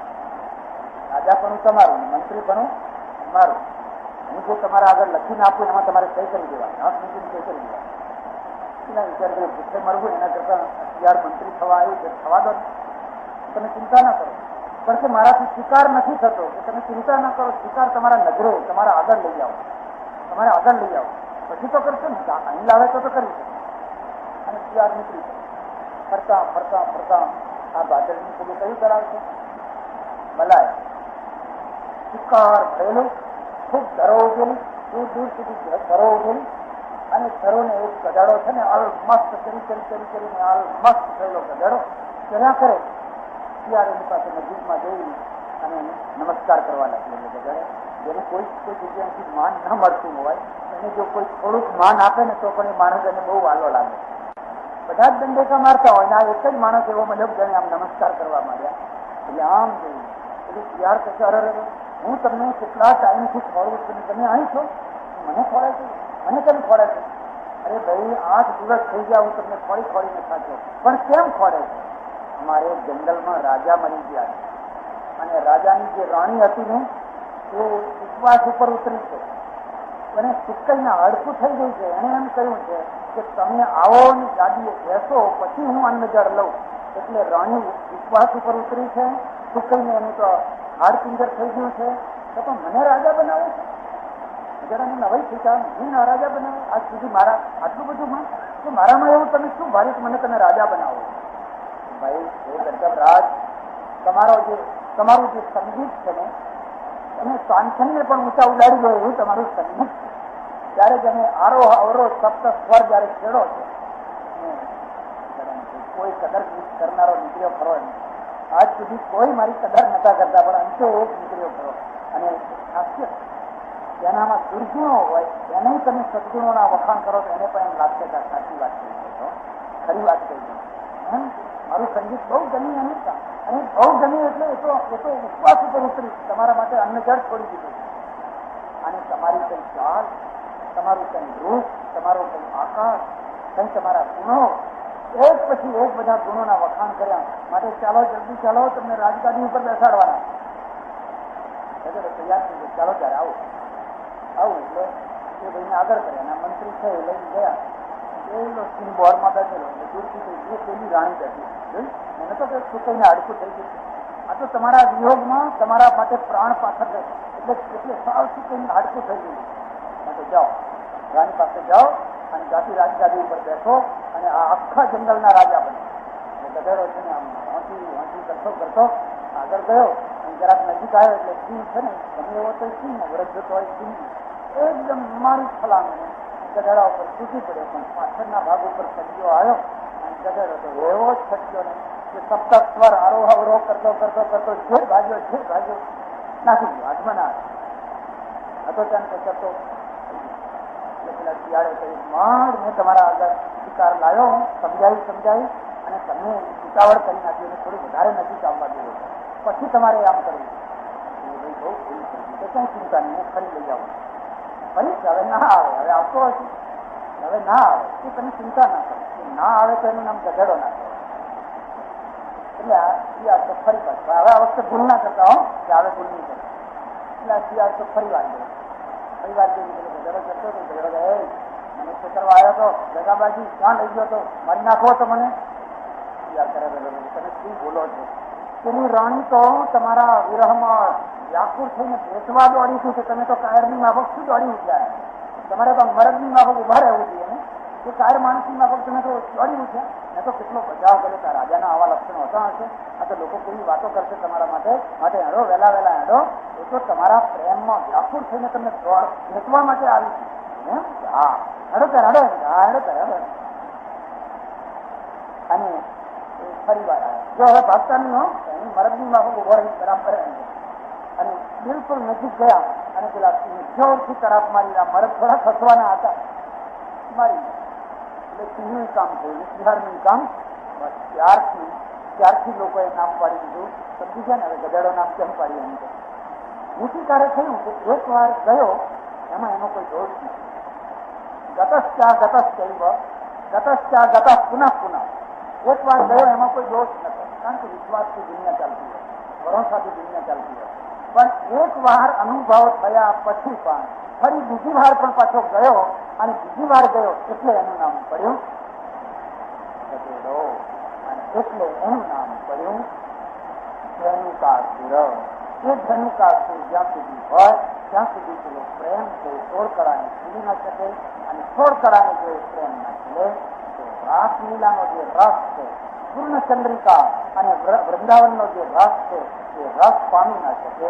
એટલે આ બધા અનેક પ્રકારના અસુરો અને અસુરોનો સંહાર. આ કોઈ લૌકિક કથાઓ નથી, આ તો લીલાઓ છે. કૃષ્ણ કનૈયા રામચંદ્ર ભગવાન ઉમાપતિ મહાદેવ પવન સુત હનુમાન સનાતન ધર્મ સદગુરુદેવ નમઃ પાર્વતી પતે હર હર મહાદેવ.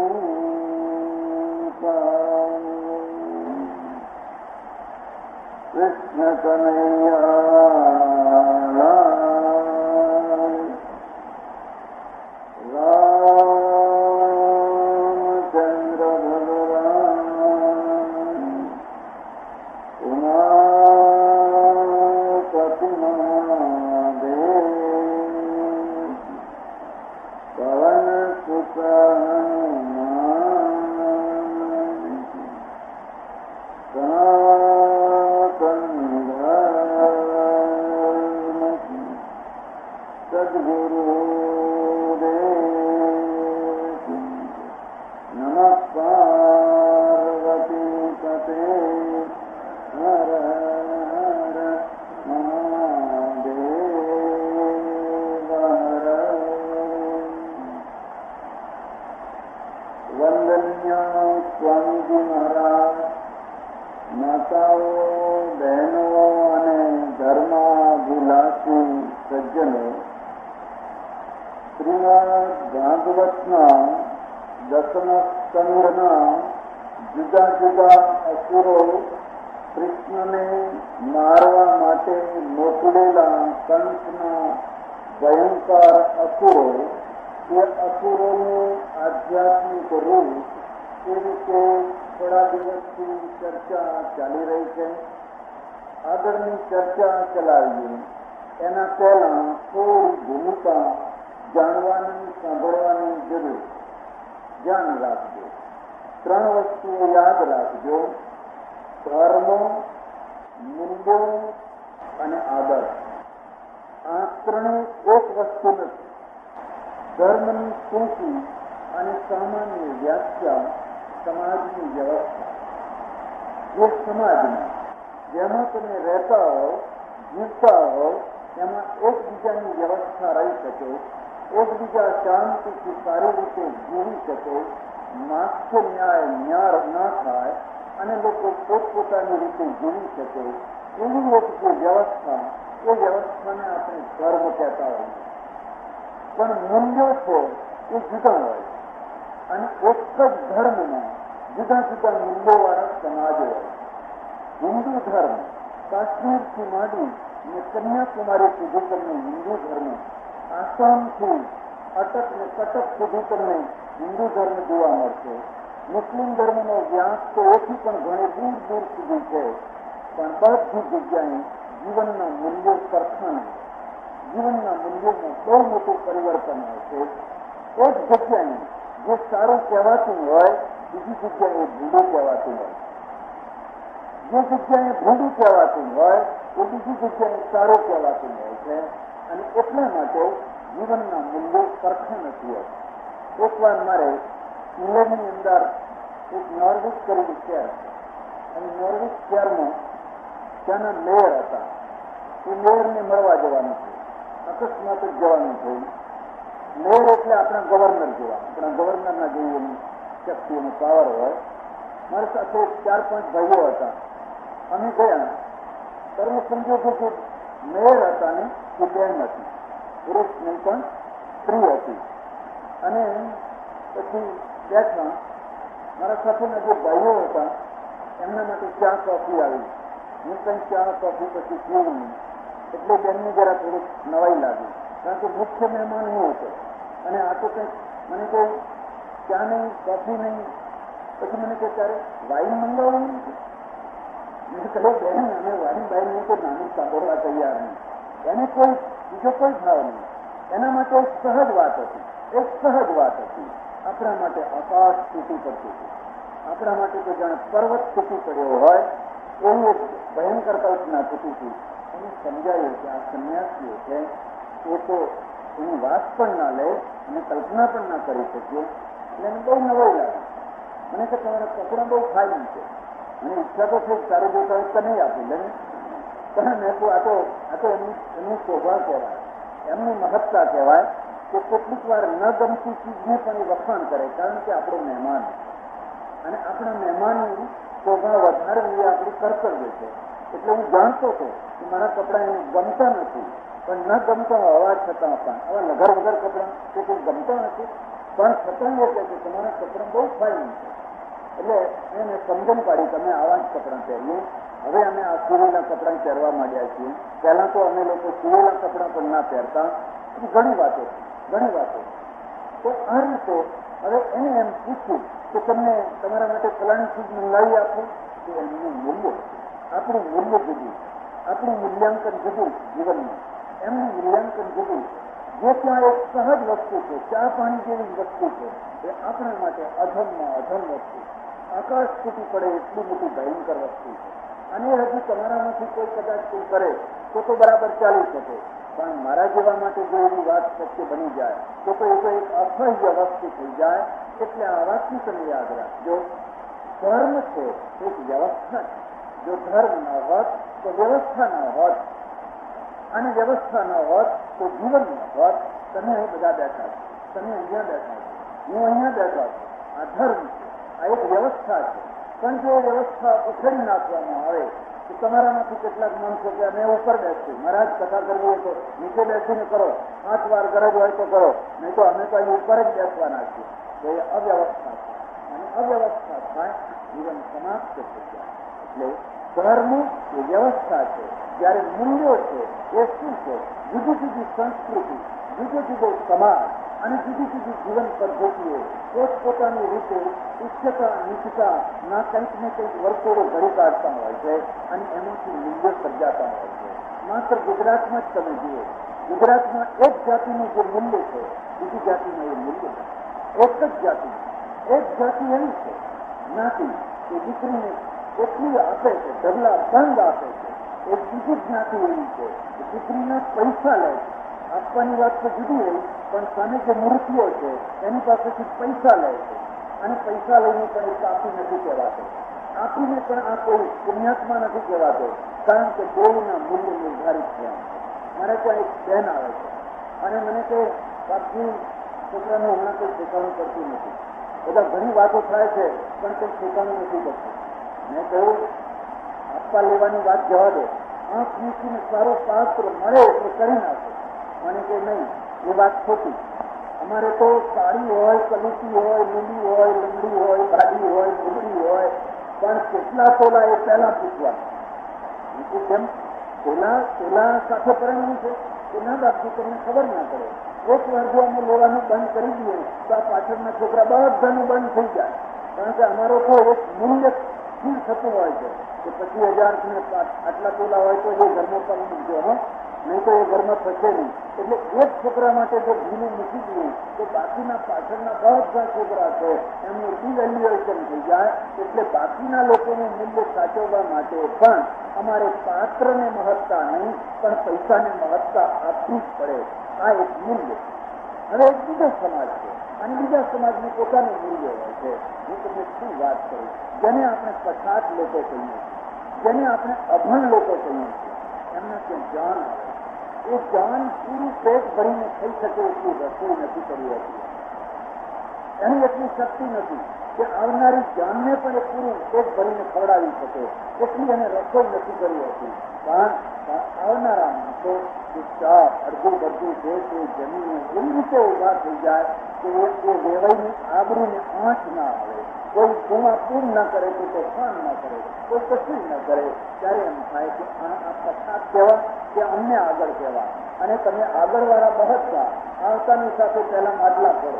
તમારા વેવાઈએ જે પાણી પીવા માટેના જે માટલા મૂક્યા હોય, તમારા બહાદુર છે ભવિષ્યમાં થનારા જે જમાઈઓ છે છોકરાઓ, એ જમાઈઓ જતાની સાથે માટલા ઉપર જે આક્રમણ શરૂ કરી દે એને થોડા છોડ કરીને પાણી કરી નાખે.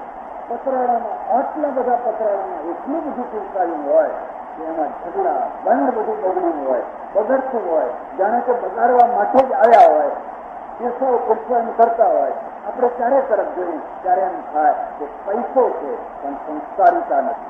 જેને સંસ્કારિતા કહેવાય, સુઘડતા કહેવાય. પેલો જે પછાત માણસ છે એની કન્યાને આપવા માટે બીજા જોડ કપડા નથી, એક જ જોડ છે, એક ચણિયો એક ઉપરનું, એ એક જ છે. બાકી આપવા માટે બીજી જોડ સુધા કપડા નથી. પણ પેલો વેવાઈ એના સામે હાથ નથી કરતો કે તમારે આપવા જ પડશે.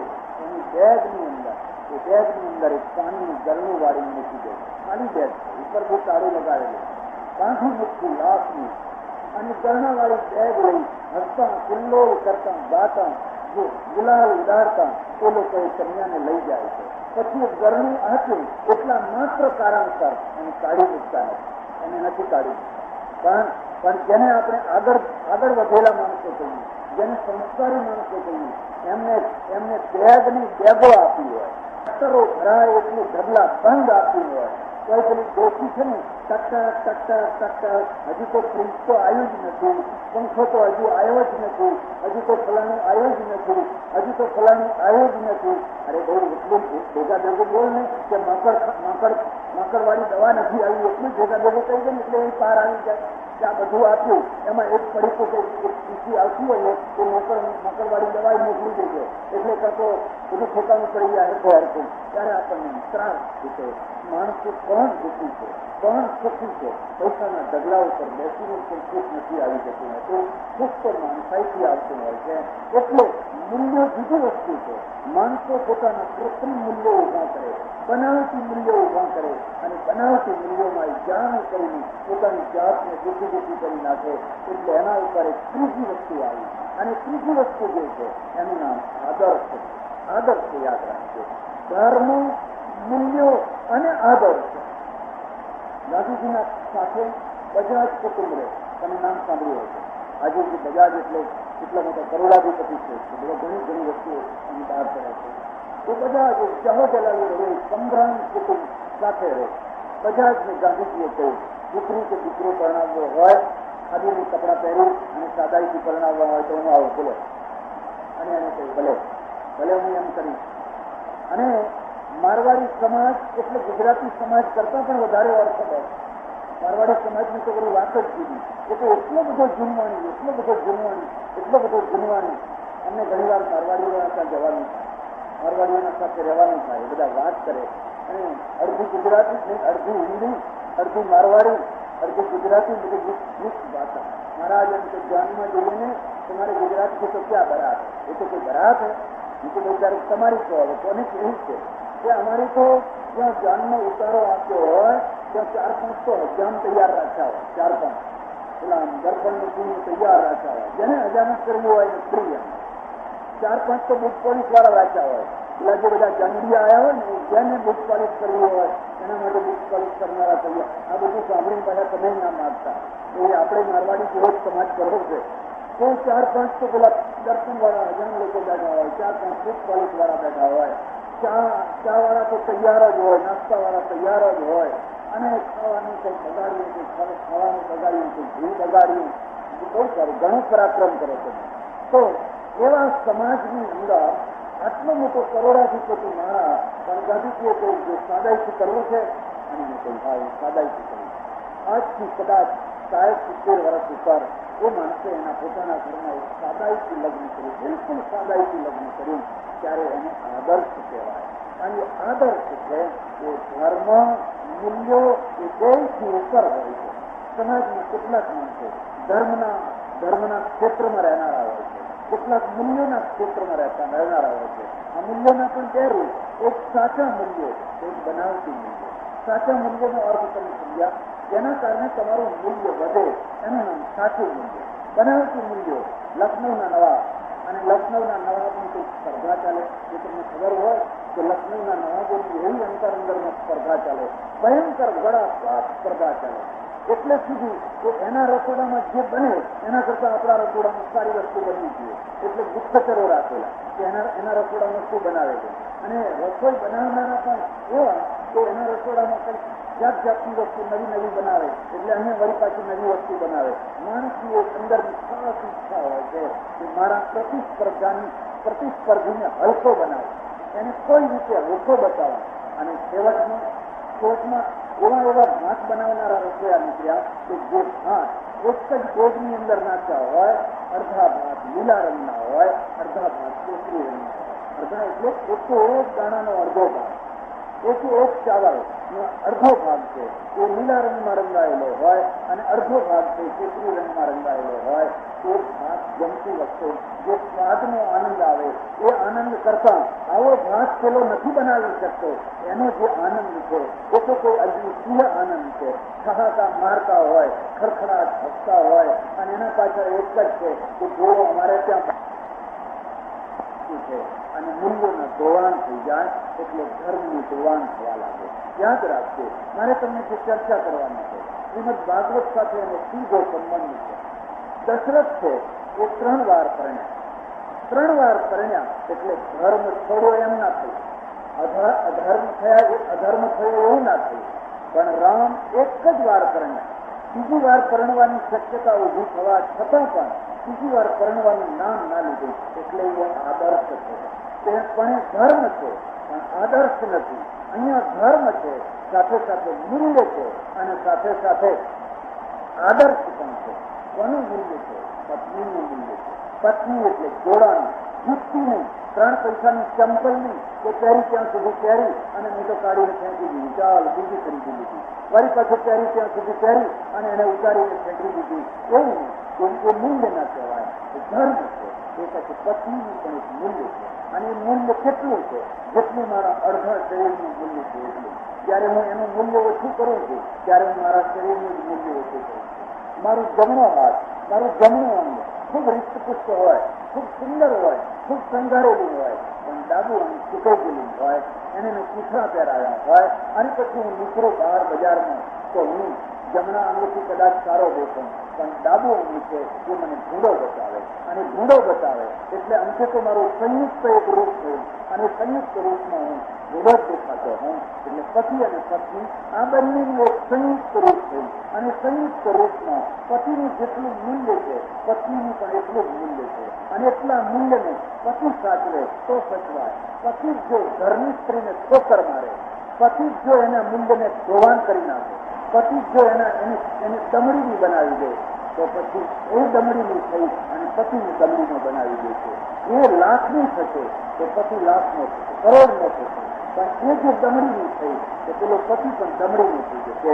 એટલે રામે પત્નીના મૂલ્યની પ્રસ્થાપના કરી. તો કદાચ સંતાન ન થાય, કદાચ કંઈક કારણ આવી જાય, રોગ આવી જાય, કંઈક ક્લેશ આવી જાય, તેથી તેને ઝટ જઈને બદલી નાખવા જેવી વસ્તુ નથી. કદાચ કોઈ અપહરણ કરી જાય, એની શોધ કરવી પડે, કદાચ એ ન મળે તો પણ એ બીજાને જલ્દી બેસાડી દેવા જેવી જગ્યા નથી કે ચાલો આ ગઈ એટલે આપણે બીજાને બેસાડી દઈએ. અને મૂલ્યની કસોટી, આદર્શની કસોટી તો કપરી કસોટી હોય છે. એની કપરામાં કપરી કસોટી જ્યારે ત્યાગનો પ્રસંગ આવે ત્યારે ત્યાગ કરવો પડે. ત્યાગ કરવો પડે વ્યક્તિગત કારણોથી નહીં, પ્રજાકીય કારણોથી કરવો પડે. પ્રજાના મૂલ્યોને બચાવવા માટે કરવો પડે. વ્યક્તિના મૂલ્યોનું ધોરણ કરીને પણ પ્રજાના મૂલ્યોનું રક્ષણ કરવા માટે ત્યાગ કરવો પડે. પણ ત્યારે લોકોને સલાહ આપી, હવે તો બીજી વાર કરણી લો, હવે તો પિતાજી કદી આવવાના જ નથી, તો કાયમ માટે ન ગયા, તો હવે હજુ તો તમારી ઉંમર જ ક્યાં થઈ છે, હજુ તો તમે તો કાચા કુંવારા છો, હજુ ક્યાં વીતી ગયું છે. આવા સલાહ આપનારા ઘણા આવે, જેની પાસે પૈસો હોય, જેની પાસે સત્તા હોય, જેની પાસે બળ હોય, શક્તિ હોય, એની ગમતી વાતો અને ગમતી વાતો કરીને એને પસારનારા ત્યારે તરફ ઉભરાતા હોય છે. અને એવા માણસો જો ગમતા થઈ જાય એવો માણસ ઊંચે ચડીને પણ નીચે પકડાય. પણ જે કડવી, સાચી પણ હિતકારી વાત કહેનારો હોય અને એવી વાતને જો કોઈ સાંભળે તો એનું કલ્યાણ. રામે કહ્યું બીજી બધી વાત કરજો પણ બીજી વાર પરણવાની વાત ન કરશો. રામનું એક વચન, એક બાણ, એક પત્ની, આદર્શ. જેને 2 પત્નીઓ કરી, જેને 3 પત્નીઓ કરી, એ કોઈ ધર્મ ભ્રષ્ટ થયા એવું આપણે નથી કહેતા, પણ ઓછામાં ઓછી એમણે આદર્શની સ્થાપના ન કરી એટલું તો આપણે કહી શકતા હોઈએ છીએ. એટલે આ 3 વસ્તુઓ યાદ રાખજો, જેમાંથી ધર્મ નીકળે, જેમાંથી જીવનના સાચા મૂલ્યો નીકળે અને જેમાંથી જીવનનો ઊંચો આદર્શ નીકળે એનું નામ ધર્મ ગ્રંથ કહેવાય, એનું નામ ધર્મ કથા કહેવાય, એનું નામ પ્રવચન કહેવાય. આ 3ના ધોવાણ થઈ જતા હોય, ધર્મની જગ્યાએ અધર્મ આવતો હોય, મૂલ્યોની જગ્યાએ અવમૂલ્યન થતું હોય, એવું શીખવાડતા હોય ઘણી જગ્યાએ, એ પ્રકારનું શીખવાડતા હોય કે આ બધા જેટલા બંધનો છે, જેટલા નિયમો છે, જેટલી નીતિઓ છે બધી છોડી નાખો, આ બધા ખોટા બંધનો છે, મુક્ત થઈ જાઓ, મુક્ત થઈ જાઓ. હું એકવાર ઉત્તર ગુજરાતથી આવ્યો. ઉત્તર ગુજરાતમાં મારા એક ઓળખીતા સંત ગુજરી ગયેલા અને એમની વરસી હતી અને વરસીના નિમિત્તે અભણ સંત, બિલકુલ અભણ. મારા આશ્રમમાં મેં એમનો જ ફોટો રાખેલો અને રબારીનું શરીર પાસે, કોઈ બ્રાહ્મણનું શરીર નહીં, રબારીનું શરીર, બિલકુલ અભણ પણ નિષ્ઠા એટલે ગજબની. મારે ત્યાં આવે રાતના 12 વાગ્યા સુધી, 2 વાગ્યા સુધી એ બેઠા અને હું બેઠા ચર્ચા કરી. હું એમના મોઢા સામે જોયા જ કરું અને અભણ માણસના મોઢામાંથી જે સરસ્વતી નીકળે, જે રહસ્ય નીકળે, જે આમ ટકોરા બદ્ધ વાણી નીકળે, હું આશ્ચર્યચકિત થઈ ગયું. આ માણસ કાશીમાં બનવા નથી ગયો. આ માણસે કોઈ ગીતા કે ભાગવત વાંચ્યા નથી. નાભીમાંથી આટલી ઊંડાણમાંથી જે પરાવાણી પ્રગટે છે ક્યાંથી પ્રગટે? ખરેખર અદભુત વાત, દિવ્ય વાત. એટલો જ સાચો, એટલો જ નિર્ભય, કોઈની કરવાનો કશું જ નહીં, એવા મસ્ત. અને એમના પ્રસંગે જવાનું થયું. મેં તો જરૂર આવીશ. પ્રવચનો થયા, ઘણા ભક્તો આવેલા, બધા સારા સારા ઓફિસરો, સારા સારા શિષ્યાઓ બધા આવેલા. પછી કેટલાક લોકોએ પ્રવચનો સાંભળેલા અને કે બાપજી અમે તો બહુ પ્રભાવિત થયા. મેં તો એ તો તમારા ગુરુથી પ્રભાવિત થઈ ગયો અને મારા કરતા તો સારું અભણ હતા, પણ છતાં એમનાથી પ્રભાવિત થયેલો છે. પછી પાછા વળવાનું થયું. મારી પાસે કોઈ વાહન નહીં. એટલે એક ભાઈએ પૂછ્યું, બાપજી પાછા કેવી રીતે જઈશું? મેં તો હરી અમે તો ભગવાનના ભરોસે ચાલીએ છીએ. આગળ આગળ ભગવાન, પાછળ પાછળ નહીં. કે મારી ગાડીમાં આવ્યું, અમારી ગાડી છે, અમે કંઈક વડોદરા જવાના છીએ. તો આ ભગવાન જ આવ્યો ને, બીજું બધું શું આનું નામ ભગવાન નહીં કહીશું? એ ભલે ત્યારે તમારી ગાડીમાં. ત્યારે ગાંધીનગરથી બધા પેલા મોટા મોટા સચિવાલયના ઓફિસરો આવેલા. એ કહે છે ના મહારાજ અમારી ગાડીમાં આવ્યું, અમારી ગાડીમાં તમને લઈ જઈશું. એ તમારી ગાડીમાં, અમારે તો બધું વર્કશોપ છે ને, અમારે આમાં બેસો કે આમાં બેસો, અમારે કશો ભેદ નથી. પણ પેલા છોકરાઓ કહેશે બાકી જો એમની ગાડીમાં બેસતો તો ગાંધીનગર ઉતારી દેશે, પછી બંધાલી નહીં પહોંચાડે તમે. વાત તો સાચી છે, બીજું તમારી વાત તો સાચી. અને બંનેના વચ્ચે રકઝક છે, ખૂબ સેકન્ડ છે, ખૂબ સેકન્ડ છે. એટલે નક્કી એવો થયું કે ગાંધીનગર સુધી પેલાની ગાડીમાં બેસો અને પછી આમની ગાડીમાં બેસો. આ બરાબર છે. અને આ ગાડીવાળા જે વડોદરાવાળા હતા ને, બધા જુવાન છોકરાઓ, 20-25 વર્ષની આસપાસના, 5 બે છોકરીઓ 3 છોકરા, 5. એટલે પેલો છોકરો કહે છે કે જો ગાંધીનગર સુધી તમે લઈ લો, પછી હું બેસાડું તો ખરો, પણ મારી ગાડીની સાથે તમારી ગાડી ચાલવી છે. આ ચાલશે. જો હું 120થી નીચે ગાડી ચલાવતો નથી. મારી ગાડીનો કાંટો હંમેશા 120 ઉપર રહે છે. એટલે પેલા ડોહા કહે છે મારી ગાડીનો કાંટો 45 ઉપર કદી જતો જ નથી. એ પછી તમે જાણો. પછી છોકરાઓ ભેગા બેસવા નથી. ચાલો બરાબર. લોકો એમ કહે છે જીવનની આવું બગડી ગયા. ખોટી વાત. હું એ માથું માનવા તૈયાર નથી. મને તો એક નહીં, અનેક વાર અનુભવ થયો, અનેક વાર અનુભવ થયો. જીવનની એવું નથી. એમને ખરાબ જોઈએ, એમની જિજ્ઞાસા છે. તમે એને છોકરા આપો, તમે એને ગમે તે આપીને કહો ખાઓ ખાઓ ખાઓ, એ ખોટી વાત. ખૂબ સત્સંગ કરો, ખૂબ સત્સંગ કરો. મને કે આ પૂછવા માટે તો તમને સાથે બેસાડે. અમદાવાદ ક્યાં નીકળી ગયું ખબર ના પડી. આ ખેડાવાળો હાઈવે આવ્યો અને જે ડ્રાઇવિંગ કરતો અને 5-5% વાણ્યા, 5-5, 2 છોકરીઓ 3 છોકરા, 5-5 વાણ્યા, વૈષ્ણવ વાણ્યા. મને કહે પેલો જે ડ્રાઇવિંગ કરી રહ્યો છે છોકરો, એ મને કે બાપજી અત્યારે તો સારામાં સારો અને સરળમાં સરળ જો કોઈ ધર્મ હોય તો રજનીશજીનો ધર્મ છે.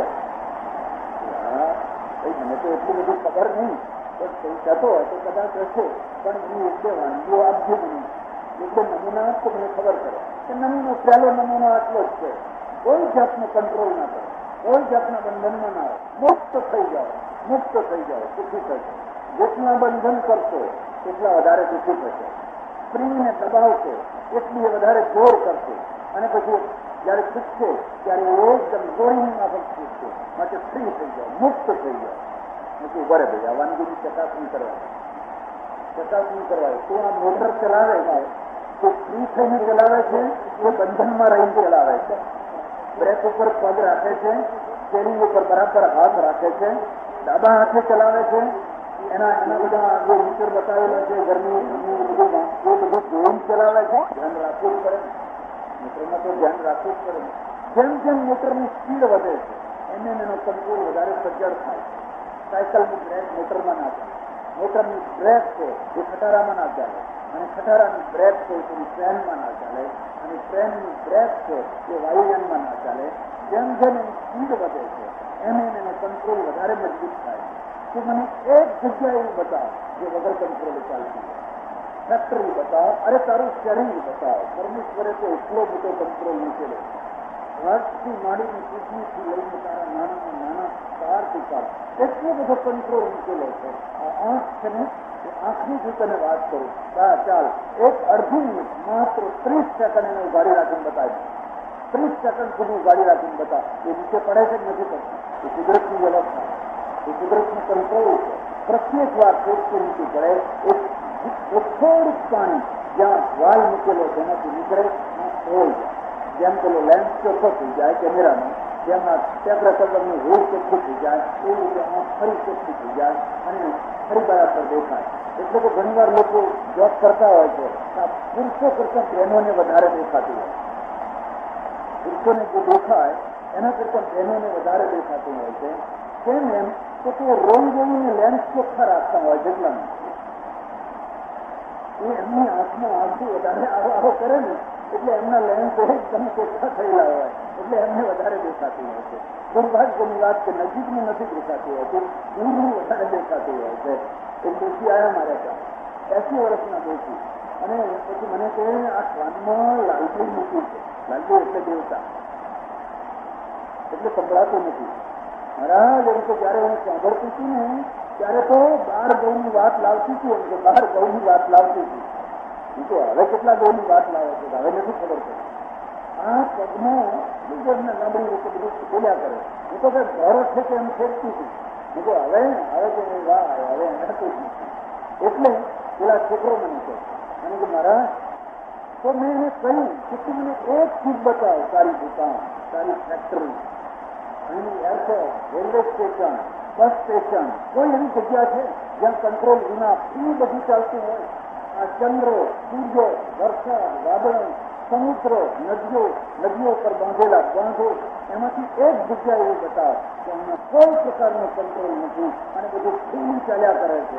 કુદરત સ્વયંમાં એક બહુ મોટો કંટ્રોલ અનુભવ કર્યો હોય છે. કરજો જરાક ખોટો થશો એટલે ઉલટું કરાવી દેશે. પ્રકૃતિ અંદર બહાર ગયો હશે, કંઈક એવું ગયું હશે કે તકવાની ગઈ ફાળા મારશે, કારણ કે એનો કંટ્રોલ વિના કંઈ ચાલતું નથી હોતું. એટલે શું જોવું અને એવી ઈચ્છા રાખતો હોય તો ભલો થઈ તારી ગાડી ઊભી રાખજો. હું જરા ઉતરી જાઉં અને સ્ટેરિંગને છોડી દઉં, બ્રેકને છોડી દઉં અને ફ્રીલી મોટર ચલાવતો મને ઉતરી જવા દેજો. તું તારે એટલો ચલાવજો. સરસ છે. મેં કહ્યું ઉભા રહે, હજી મારે અડધી જ વાત જે તમે એમ કહે છે કે ફ્રી થઈ જાય, મુક્ત થઈ જાય, એ એના આશ્રમમાં જવું જોઈએ. ત્યાં ફ્રીલી છે બધું કંટ્રોલ વાળું છે. ત્યાં પેસવાનો સાથ લેવો પડે છે, ઝડપી કરે બરાબર પૂરેપૂરી ઝડપી લેવાય છે, નિશ્ચિત રીતે બધું થાય છે. અને નિશ્ચય તો એટલા રાષ્ટ્રપતિ ભવનમાં જવા માટેના જેટલા કાયદા નથી એટલા કાયદા ત્યાં કરવામાં આવેલા છે.